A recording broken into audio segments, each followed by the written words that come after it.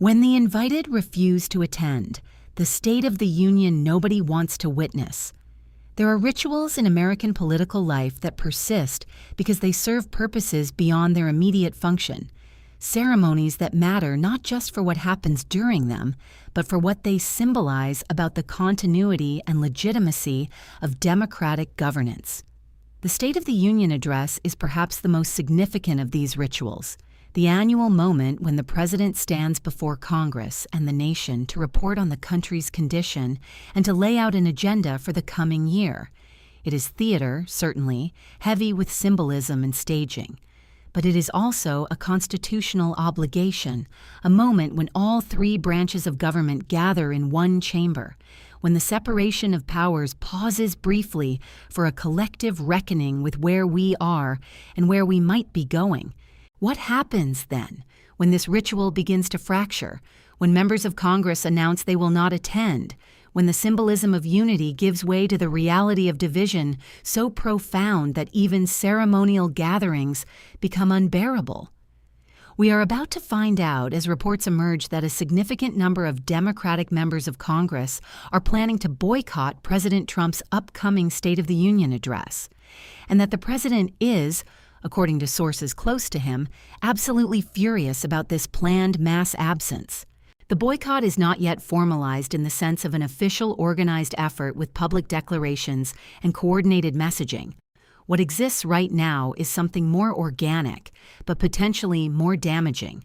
A growing consensus among Democratic members across both chambers that they cannot, in good conscience, sit through another Trump State of the Union address, that their presence would constitute an endorsement or normalization of conduct they find intolerable, and that absence is the only remaining form of protest available to them given the constraints of congressional procedure and decorum. The conversations are happening in small groups, in text message chains, in hallway encounters where members share their disgust and their determination not to provide Trump with the theatrical backdrop of a full chamber, nodding and clapping at appropriate moments while he delivers what they anticipate will be a speech, heavy on grievance, light on truth, and focused more on settling scores than on governing. The reasons cited by members considering boycott are numerous and overlapping. The Epstein files, scandal looms large, particularly the administration's handling of document releases that expose survivor identities while protecting perpetrator names, Attorney General Pam Bondi's refusal to acknowledge victims during congressional testimony, and the perception that powerful individuals connected to Trump are being shielded from accountability that others would face. The Department of Homeland Security chaos under Secretary Kristi Noem, with the agency effectively paralyzed by personal scandal at a moment when border security and disaster response require functional leadership, has generated bipartisan concern but particular fury among Democrats who see it as symptomatic of an administration that prioritizes loyalty over competence. The attempted censorship of Stephen Colbert's interview with a congressional candidate focused on Epstein accountability, coming at the same time as a supposedly comprehensive investigation was announced, raised First Amendment concerns that transcend normal partisan divisions. And the complete absence of Republican members from the Les Wexner deposition, revealing that Epstein accountability is purely performative when it threatens Trump-connected figures, demonstrated to Democrats that they are fighting alone for principles that Republicans claim to share. Beyond these specific scandals, there is a cumulative exhaustion and revulsion that many Democrats describe when explaining their reluctance to attend the State of the Union. They have sat through Trump speeches before. They have watched him lie with extraordinary fluency about easily verifiable facts.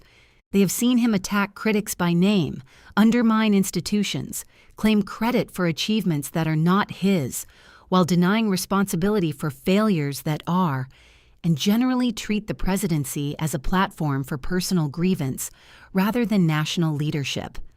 The prospect of doing this again, of being the background scenery for another performance they find detestable, while protesters and survivors and ordinary citizens watch and ask why Democrats keep showing up to legitimize this, has become intolerable for growing numbers of members. Trump's reaction to news of the planned boycott has been, according to multiple sources, one of rage tinged with genuine concern about the optics. A partially empty chamber during the State of the Union would be a visual representation of how divided the country has become, and how little legitimacy Trump commands among roughly half the political spectrum. Every television camera angle would potentially capture empty seats. Commentary during and after the speech would focus not just on what Trump said, but on who was not there to hear it.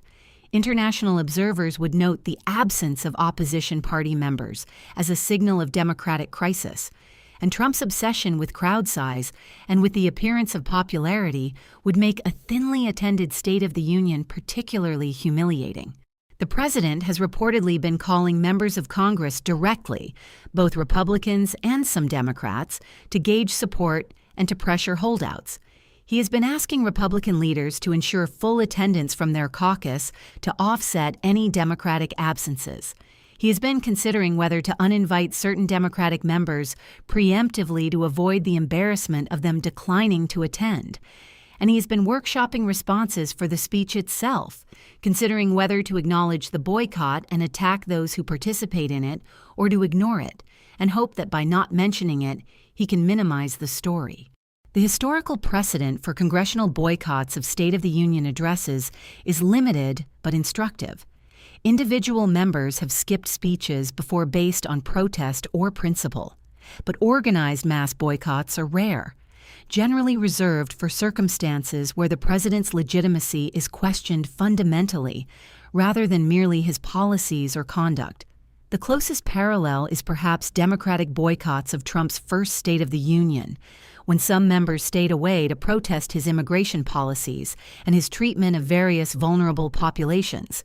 But that boycott was smaller and less organized than what is currently being contemplated. If dozens of Democrats ultimately decide not to attend, it would represent the most significant congressional rejection of a president's State of the Union in modern history. The arguments for boycott are straightforward. Attendance at the State of the Union is technically optional. The president is constitutionally required to report to Congress on the State of the Union, but members are not required to be present for the report. By choosing absence, Democrats can register protest without violating any formal obligation. They can avoid providing Trump with the visual of Democratic attendance that suggests bipartisan acceptance of his presidency. And they can signal to their constituents and to the country that there are some lines beyond which normalization cannot continue, some conduct so unacceptable that even ceremonial participation becomes complicity. The arguments against boycott are also substantial. Empty seats give Trump a convenient target, allowing him to portray Democrats as obstructionist and disrespectful of the office and the institution of the presidency. Absence means not being present to react to Trump's claims, not being able to provide immediate factual correction through facial expressions or coordinated responses, and surrendering the chamber entirely to Republicans who will provide standing ovations and enthusiastic affirmation regardless of what Trump says. And boycott could set a precedent that either party could use in the future, normalizing the idea that the opposition party simply does not attend presidential speeches, which would further erode the already fragile norms of democratic governance. Democratic leadership is caught between these competing considerations. Speaker of the House leadership wants unity, wants Democrats to present a coordinated response to Trump, whether that response is attendance with visible dissent or organized absence with a clear message. But the caucus is divided.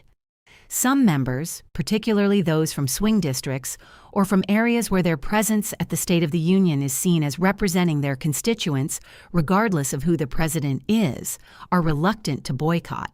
Others, especially those from safe progressive districts where constituents are demanding maximum resistance to Trump, are emphatic that attendance is unacceptable. Navigating these divisions while Trump actively works to exploit them is the political challenge Democratic leadership now faces. Republicans are gleefully anticipating the boycott as a political gift. They are preparing messaging that portrays Democrats as so consumed by hatred of Trump that they cannot even attend a constitutionally mandated speech, as more committed to protest than to governing, as fundamentally unserious people throwing tantrums.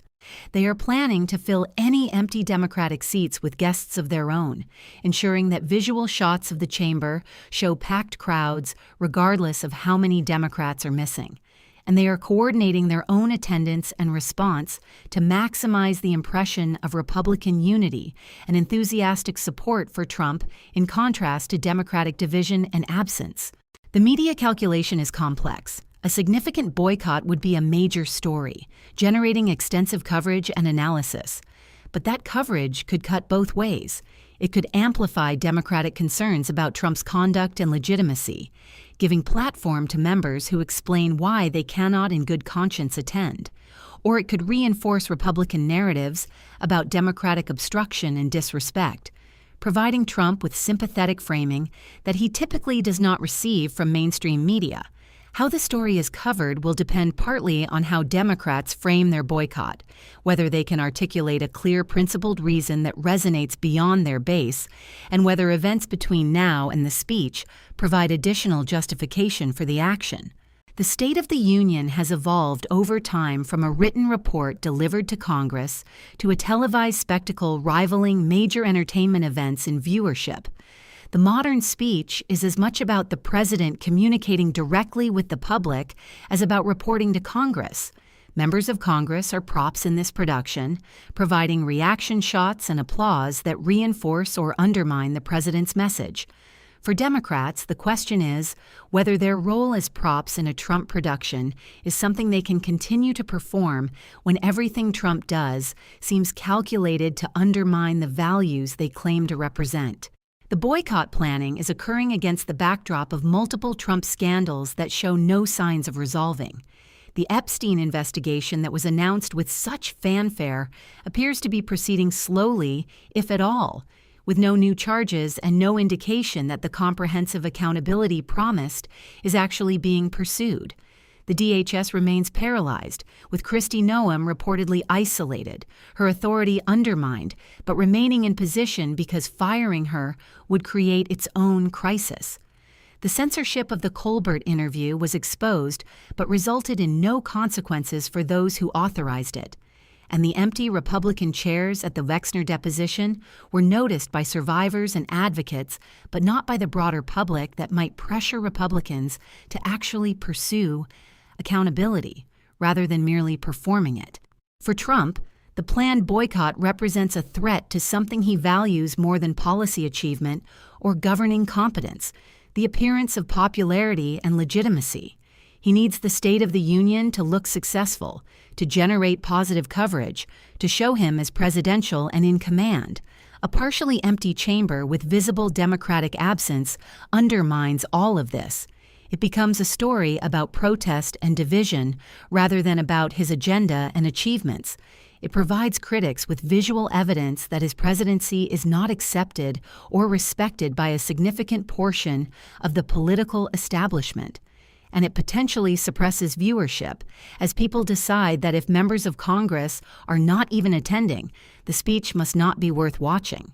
The coming days will reveal whether the boycott threat is real or merely negotiating leverage, whether Democrats ultimately decide that absence is more powerful than presence, and whether Trump's fury translates into actions that make the decision for Democrats by creating new outrages that make attendance unthinkable. What is already clear is that the State of the Union, an institution designed to unite branches of government for a moment of collective reckoning, has become just another battlefield in a political war where the most basic civic rituals are subject to the same zero-sum calculations that govern everything else.